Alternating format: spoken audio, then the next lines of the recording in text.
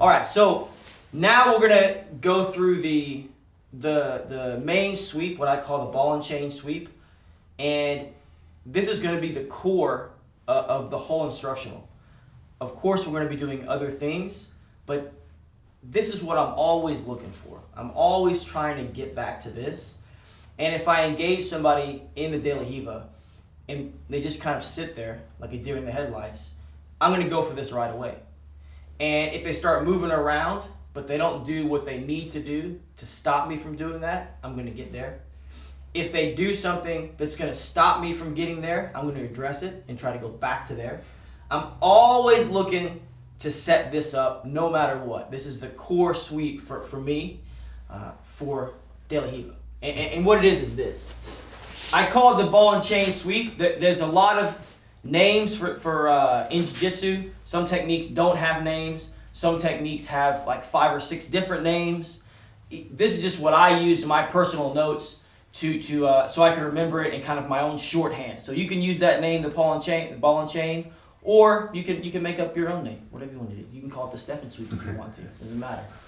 So I'm in that De La Riva position. We talked about earlier. Here I am, and what I'm going to do is I'm going to feed this sleeve in between his legs, which sometimes seems like something that's really, really difficult. But if you put some time into it, it's actually very, very usable, and you see this a lot at high level competition. So once I'm here, what I'm going to do is I'm going to push with this leg and making Stefan take a big step back. As I do that, look, I'm going to pull myself with this sleeve and also just follow him. So as I start to push, I'm pulling and I'm following, and look, this hook is going to drop to the floor as I sit up. Let's turn this way so you can see that. When this hook drops down, it's not going to be out here. I'm going to drop here so I still have some control over your leg. I don't want you running away from me. So if we just look at that action really quick, as I push, I'm following him all the time, using this to help me out. So as I push, I'm sitting up, and that's falling. Otherwise, I'm not going to be able to sit as close as I need to. What I don't want him to do is for you to step this leg out or for you to pummel under this arm. Yeah, that's going to be bad as well. So I need to be incredibly tight to you here. All right? Turn this way. Once I sit up, I want to try and keep this foot connected. It can come off, but I would rather it be there because it's going to control him just moving so easily. So I'm real tight here. I have this grip. Now I'm going to take this grip and I'm just going to feed it to my other hand. I don't let go until this hand is secure. And then when I let go, this hand is going to go to the cross collar. There's a lot of different grips we can use.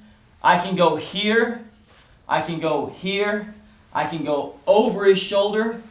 It kind of depends on, 1, what he gives you, and 2, what you're looking for.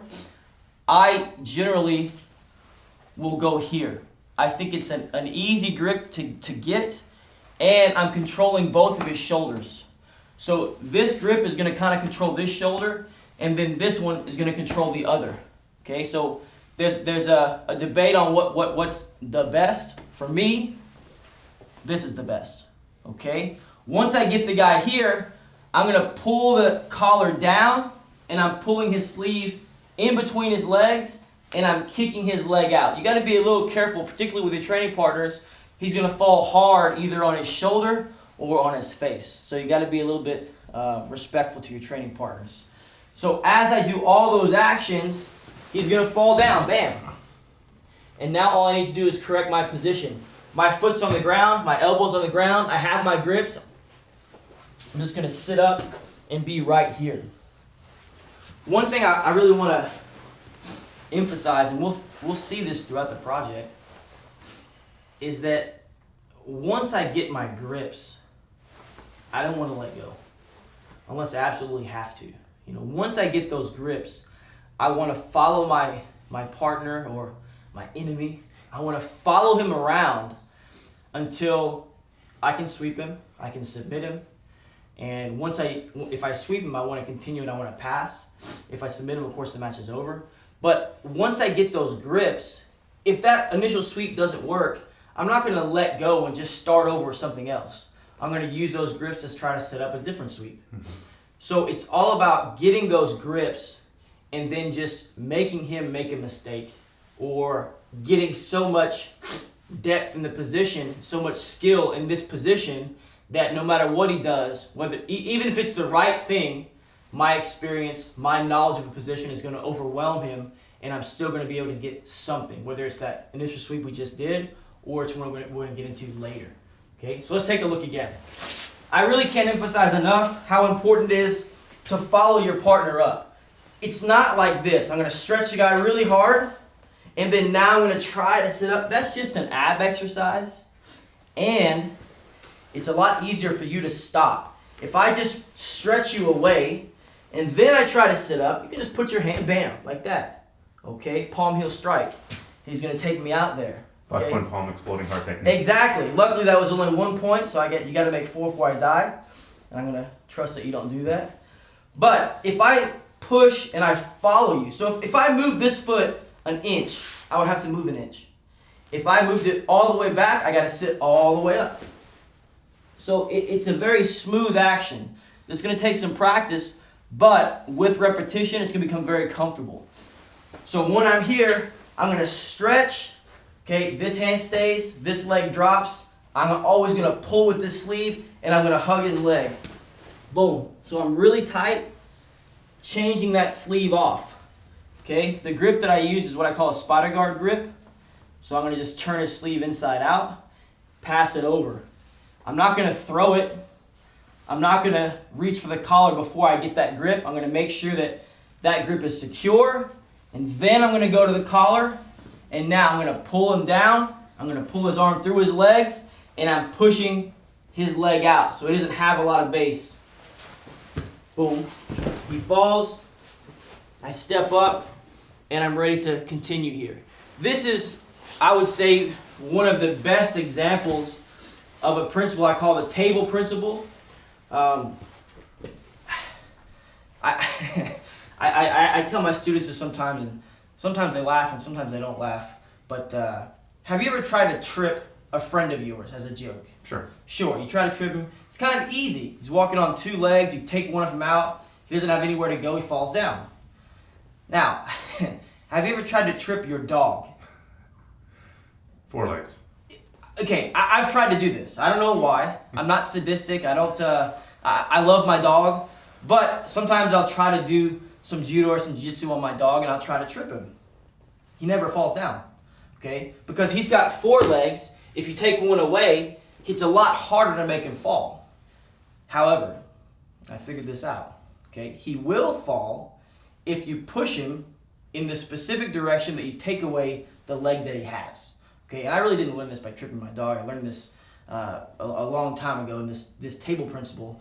But I put it to, when I learned the table principle, and then I started tripping my dog, then I kind of like, oh man, that's how it really works. I understood how it worked a little bit better. So what I'm saying is if you can like do a quad pod for me, Stefan, if you put this hand behind your back, okay, if I push you this way, you're not going to fall. You have 2 bases there. If I push you this way, you're not going to fall. Even if I push you directly to the side, your leg is still there, you're not going to fall. The only way that you're guaranteed to fall is if I take you at this angle. So I have to take you that angle right there, you have to fall. Nothing. There's no way you can stop it. Yeah. So you were just like this, right? So let's take a look at the sweep position. So stretch him out a little bit, boom, boom, boom, boom, boom. Even if he puts this hand down, just hold yourself right there, don't move. Does that look familiar? You might remember it from 10 seconds ago. So again, if I push in this direction, so when the angle comes here, boom. So now if we just rewind, and I put myself back into that equation, that's really all I'm doing, right?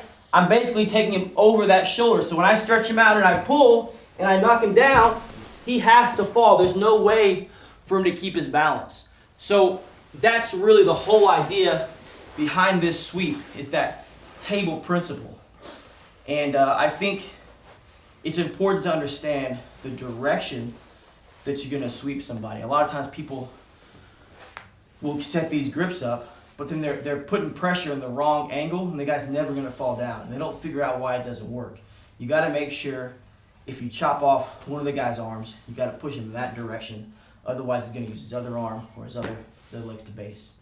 So I can hear what the viewers of this are thinking, and they're going, I know some people are going to be dubious about feeding that hand between the legs, and I know I was dubious when I first started seeing techniques like that as well, until they started working for me. So how many times have you hit this in training, and how many times have you hit this? Have you hit it in competition? Definitely in competition. In training, I mean, I can't even count the number of times that I've done it. I mean, every single day I'm doing this sweep all the time to all kinds of people. To you know, of course, like I'm going to do it to a white belt or a blue belt, but also to my higher level training partners, going to do it to them too. And people who know what I'm trying to do, it's still effective. So it's not as easy for me to resist. It's like, don't let my hand go between my legs. Because once I'm there, I'm hooped. That's right. Once you're there, I'm really just going to follow you around until I'm able to knock you over. And I understand what you just said. You know, how are you going to get the guy's hand between his legs? But it's much more effective than it might appear to be. I'm also using this in competition too, at the black belt level. You know, I'm using this. And I'm not the only one. There's other people doing it as well. There's a lot of examples of this. The thing is, you know, when you're going to pass my guard, you're typically not like this. And then, could you get in the guard, please? Like, lay on your hand. I'm not going to try to pass like this, right? What am I going to do? I'm going to be here. So part of the work is done for you by someone's low stance. Mm-hmm. So all you got to do is just get this arm around, and you know, there it is. It's easier than you might think. Also, too, let's say I was going to pass. Okay, I need to get a grip on you. I'm going to grab here. I'm going to grab here. So you know where my hands are going to be. It's not like it's a surprise. I'm not going to try to pass your guard like this. Mm-hmm. And if I tried, it wouldn't work. You know, I'm definitely going to engage. So if I'm like this, well, that grip's easy to get. When you sit up, okay, I usually don't try to run away. I try to stop you. So again, that hand is right there. So there it is. And now it's going to be a battle to get it free and to maintain my balance. So I definitely get the question. And I'm going to say that I even thought it was unlikely when I first saw that position. The same way I thought Spider Guard was unlikely, the same way I thought omoplata was unlikely. I can remember as a young blue belt and even purple belt, my coach showing me Spider Guard, omoplata, or not me, but the whole class. And then my coach was, are there any questions? And yeah, Brendan, what's your question? I don't think it's going to work. Well, what do you mean you don't think it's going to work? Well, I don't think you can do that to me. And my coach, okay, well, let's try. And then, of course, he would put me in Spider Guard and dump me or put me on the plots, and I would try to get away and he would submit me. So I get that it looks maybe unusual, but it's actually a very, very, very predictable series of events that can happen and a very dependable strategy. So people should try it before throwing it out of their game entirely. Please try it. And again, okay, I'm one person saying to do it, but there's a lot of people. You don't have to just take my word for it. I hope that you would, since you purchased this instructional. However, there's lots of other evidence that this is a highly effective technique at all levels. Perfect.